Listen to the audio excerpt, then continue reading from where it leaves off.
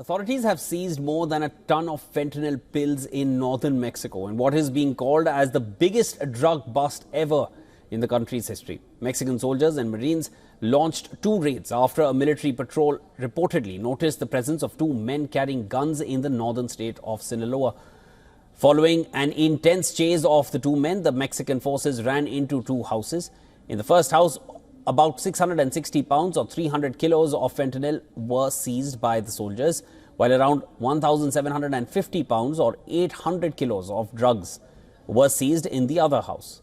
Following the drug bust, the 2 armed men were taken into custody by the Mexican soldiers. Now, interestingly, the massive drug haul comes at a time of a sharp decline in fentanyl seizures. In the first half of this year, according to data, Mexican federal forces seized 130 kilos of fentanyl across the country between January and June. And this is 94% lower from the 2,320 kilos seized last year.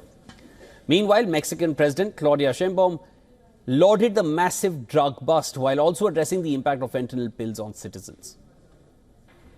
The consumption of a person addicted to fentanyl over the course of a year is like a packet of sugar.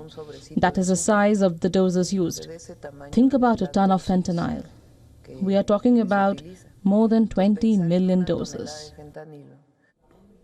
The latest drug bust comes just days after the US President-elect Donald Trump warned of a 25% tariff hike on products coming from Mexico if the authorities don't take stringent measures on the flow of migrants and drugs across the border.